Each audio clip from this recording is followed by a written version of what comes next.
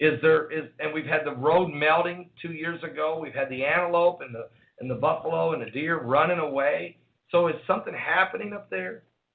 Well, Paul, I'm glad you reminded me of that, because after I did that video, I had a comment from someone in that area, and I saved it.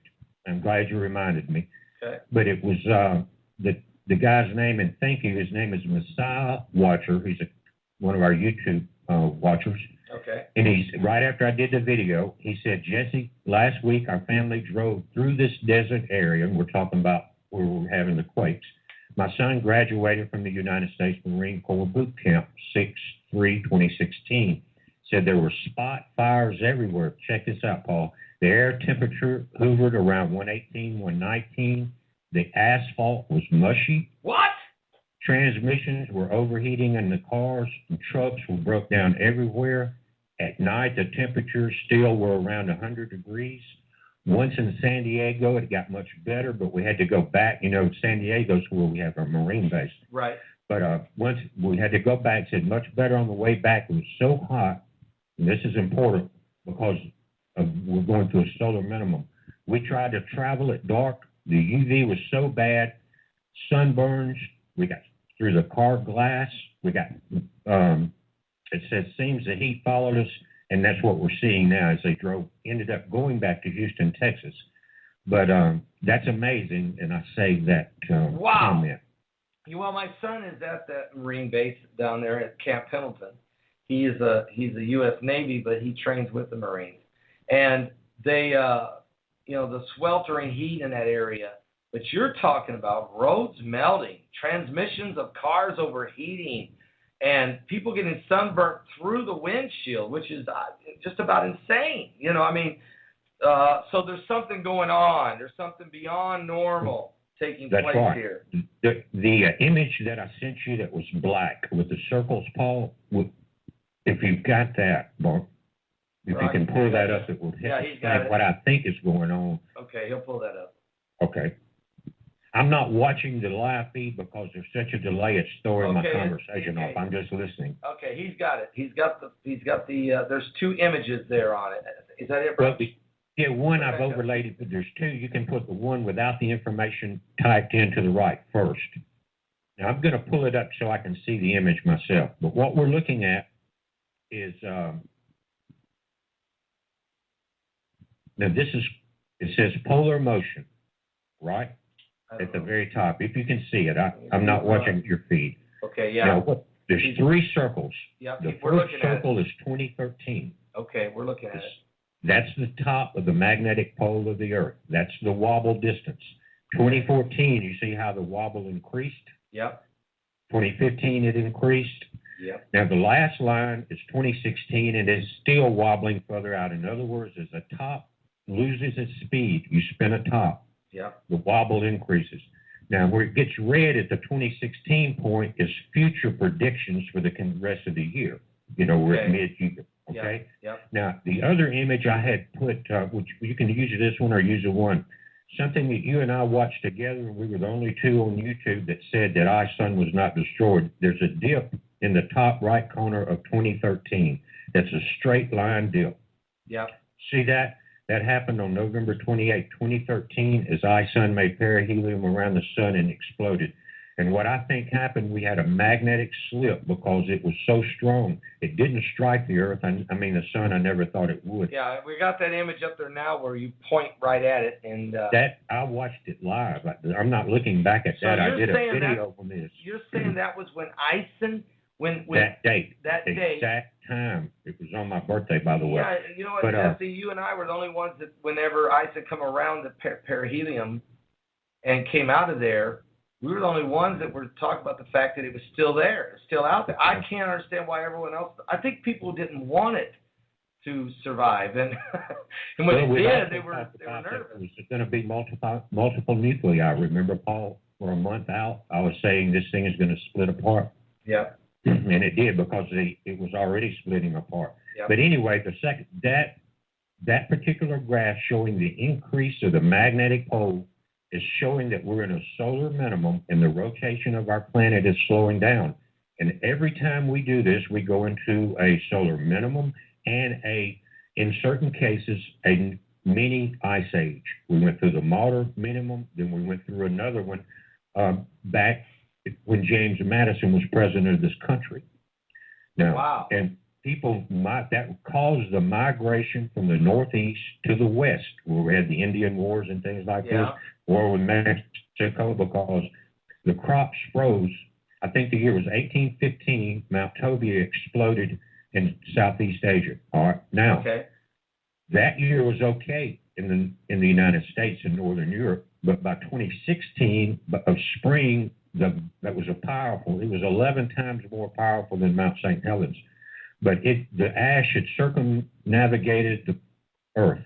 Okay. And by 1916, the crops failed across the world in the Northern Hemisphere, Europe and the United States. People starved, disease spread, and migration started moving out. People that next year moved out of the Northeast because they didn't know if it was going to continue. Now, that's just one of the things that happened. That is amazing information that, no one ever talks about it historically. I talked to a guy when I was in Washington State, and maybe you can answer this. I'm sure you probably can. And so he's an 86-year-old preacher. And he said, the reason I live out here is because I'm from Nebraska and from Oklahoma and then into Nebraska. And my family grew up in the Dust Bowls of the late 1930s. And he said, nothing would grow. The wind blew, sagebrush blew. There was nothing, there wouldn't rain. The sky was black. Nothing would grow. We literally got out of there with a shirt on our back and headed west to try to find work to eat or to make it. And I'm thinking, what caused this? What caused this? Was there some kind of major event somewhere else in the world? So you're saying that a massive volcano eruption in Asia could have a major impact of certain parts of the planet later. Major impact, Paul. We were nowhere near the population density, and so nobody thought about it. But you can look up Mount Tambora, 1915, and you know what? The newspapers were infatuated with it at that time. It reminds me of today. Was the election of 1915. James Madison was president, and people were running, and the polls were being shown in the newspapers in 1915. Wow. In 1916, they nearly froze to death in the north.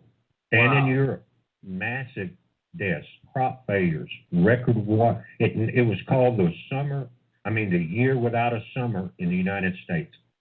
And that's never talked about because, of course, the population density was lower, and so it kind of slid on by, and information wasn't as available as we have now, instantaneous. I mean, here you and I are sitting here talking with large crowds of people discussing things that they could have never done then. So are we on the brink with Yellowstone? Are we on the brink of another one of these, or is there another volcano anywhere in the world that is potentially dangerous to bring about a catastrophic change in climate? Yeah, of course there are, Paul. But one of the things I wanted to say about this, about the Jakarta Mount Tabor thing, is it was so far away, but it happened in a solar minimum. Okay. And they said the stronger quakes happen during solar minimums, which doesn't quite make sense, but it does. On the surface, it doesn't make sense. But because the Earth's magnetic field is controlled by the solar stream, and the Earth's core is a dynamo or an electric motor. The higher the charge or the higher the solar stream being applied to the north and south poles or the negative and plus of your motor, the faster it spins. So as that electrical charge from the sun slows, so does the dynamo or the motor of our planet. If you see what I'm saying? So we're slowing because solar minimum means a decrease in solar wind and sunspots and everything like that. So as we slow down the quake, we have solar minimums, we have mini ice age, and we have an increase in volcanic activity. So as we went through this minimum, Mount Tambora erupted and greatly affected our planet.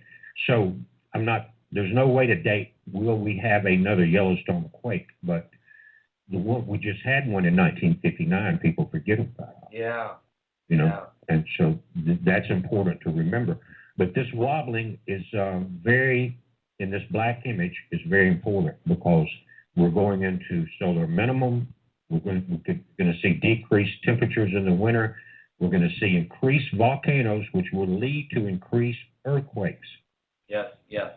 And that's really all biblical. We know that Jesus is telling us that these type of apocalyptic signs, these are all part of the birthing pains of, the end of the age and the coming of the Lord. And I think people need to understand that, all through the Bible, anytime the Lord talked about a change in the spiritual atmosphere, he immediately told you about the change that would take place in the physical manifestations of the earth or the space or the ground.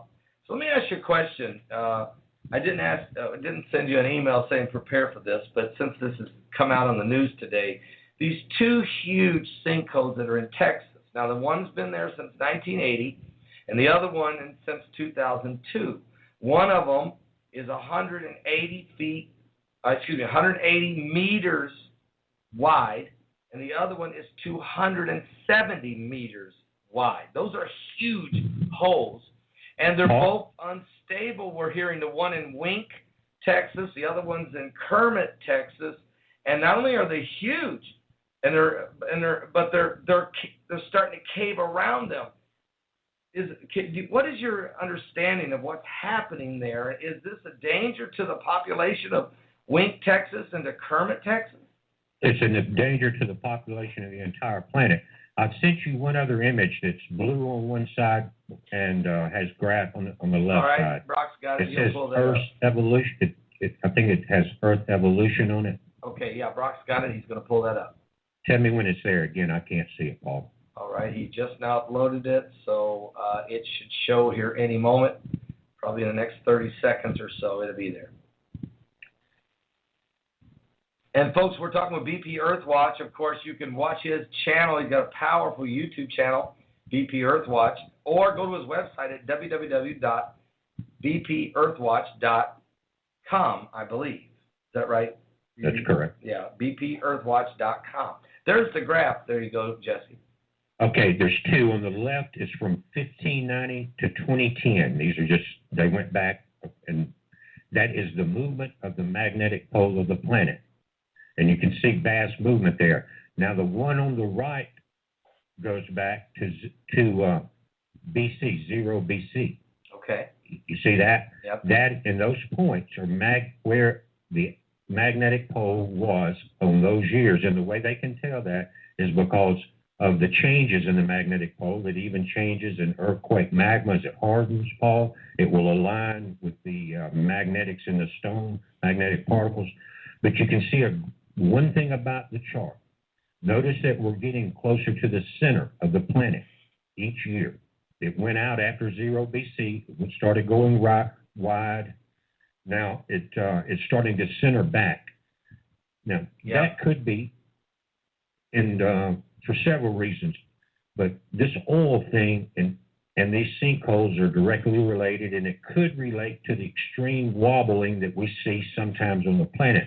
Paul, in 1970, we reached peak oil in the world. Guys, you just saw part one of a 4-part series of over an hour interview.